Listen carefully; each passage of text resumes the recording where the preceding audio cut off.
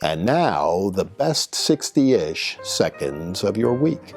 This week marks the opening of the Pennsylvania Farm Show, really the greatest show on earth. And if you haven't had a chance to get out yet, it opens today, so stop by, try one of those great milkshakes. The new flavors are really good. Actually, they're bringing back one of the old flavors. Pretty darn good. Stop by the Pennsylvania Livestock Association for a sandwich, and Bell & Evans for some chicken, and all the other products that Pennsylvania has to show and offer, from mushrooms to maple products. You'll love it. And this week, the Republican candidates for governor got a chance to get together and have their first debate. A big stage, 13 candidates all assembled there. A couple chose not to attend. Bluntly, I think that was a mistake, but that's their choice. Soon it will be the voters' choice. And the organizers of this debate did a really good job. I can't imagine all the mechanics and machinations that had to go into putting together a debate of 13 people on the same stage for 90 minutes. But they did it successfully, and made it interesting. And I think you began to see a clear distinction between the candidates emerge.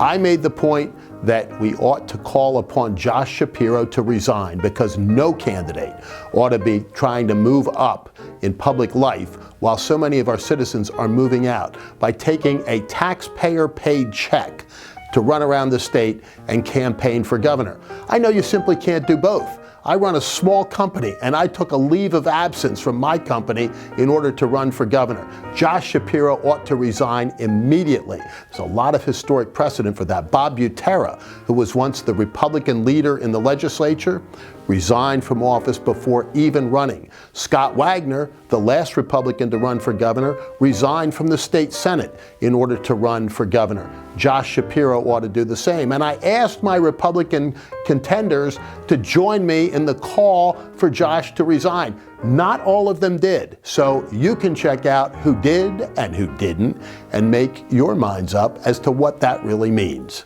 And reapportionment continues to be a major issue in Pennsylvania.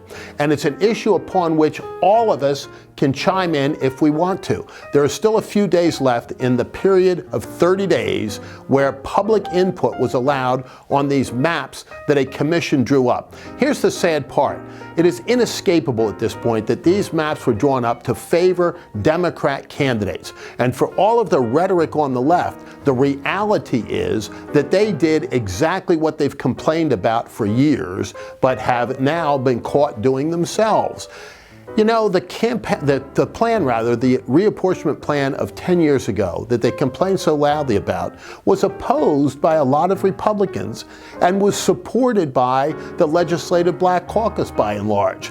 So think about that. This was hardly a partisan plan that they objected so loudly to, but now they have a plan that appears to be gerrymandered in their own way. So every Pennsylvanian should take the opportunity to comment either in writing or in person over the course of the next few days. Because every 10 years this process takes place, it's always a political fight, but it has dramatic consequences. So if you care about fairness and fair elections, here's your opportunity. Please take it. And on a slightly sad note, since we last spoke, Betty White, almost 100 years old, passed from this earth.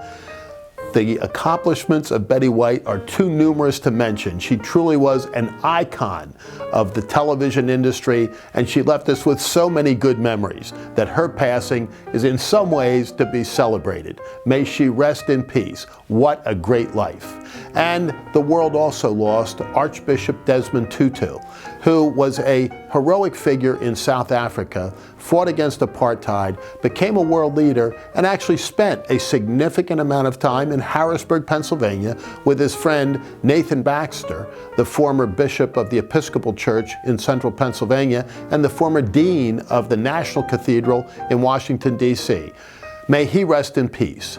And may all of you have a great week and a great time at the Pennsylvania Farm Show, because that will be the best 60-ish seconds of your week.